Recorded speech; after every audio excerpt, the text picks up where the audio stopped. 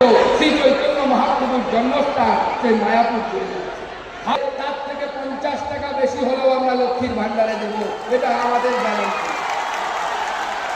এটা আমাদের গ্যারান্টি। নরেন্দ্র মোদীর হাত ধরে সেই নতুন গল্প শুরু হবে।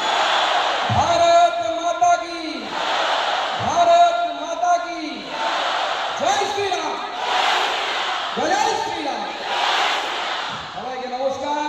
এই শিমুরের মাটি থেকে